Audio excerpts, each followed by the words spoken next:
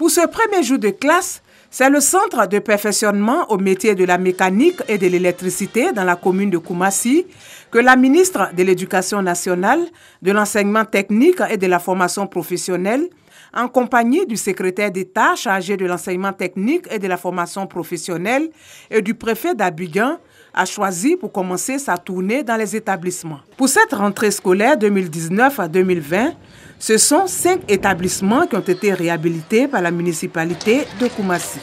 La direction de la police des stupéfiants et des drogues, DPSD, a saisi 240 blocs de cannabis au domicile de Dame Touré Mariam au quartier Ndotré à Abobo.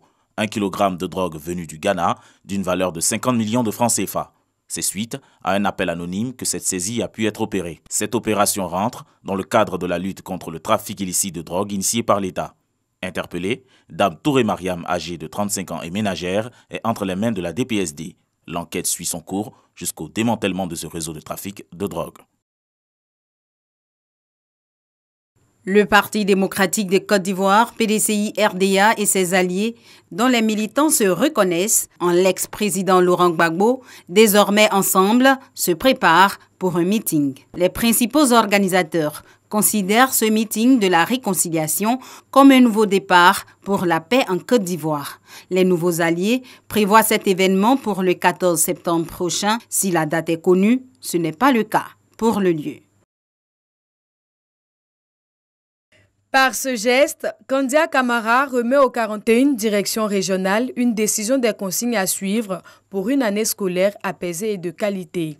Nous sommes à la traditionnelle réunion de rentrée scolaire. La ministre de l'Éducation nationale, de l'enseignement technique et de la formation professionnelle invite les acteurs du système éducatif ivoirien à plus d'engagement et de responsabilité. Les syndicats d'enseignants du secondaire et du primaire ont eux aussi pris part à cette rencontre. Ils promettent œuvrer à l'apaisement du climat en milieu scolaire. La lutte contre la déforestation, celle contre le travail des enfants, l'amélioration des moyens de subsistance des producteurs, la transparence et la traçabilité sont au cœur de la durabilité de la cacaoculture. Que faire? Comment le faire pour leur apporter des solutions justes, de sorte à fournir aux consommateurs du cacao propre? Industriels du cacao et du chocolat, responsables du Conseil Café Cacao de Côte d'Ivoire et ceux du cocoa à bord du Ghana ont consacré 48 heures à la résolution de ces équations déterminantes à la production du cacao à court, moyen et long terme, mieux, à aider les producteurs à vivre décemment de cette activité.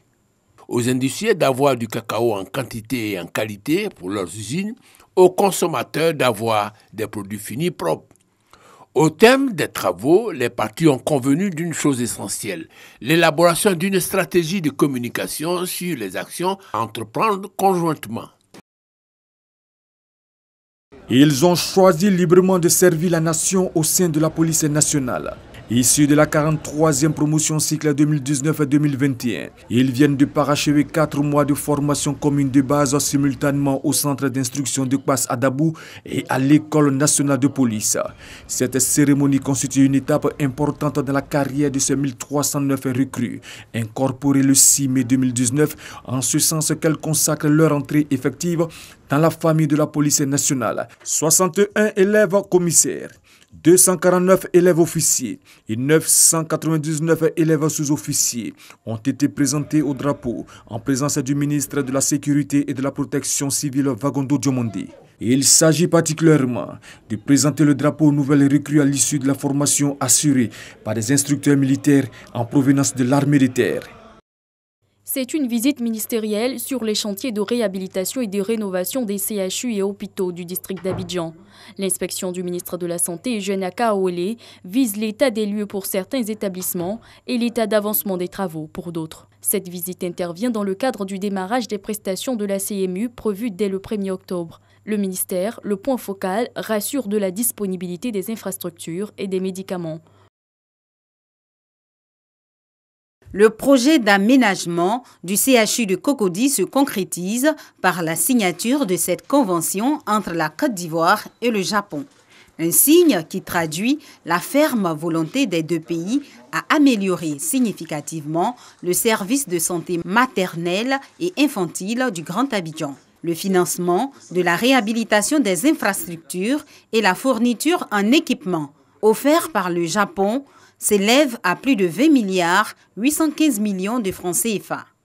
C'est parti pour la 5e édition de l'opération Épervier.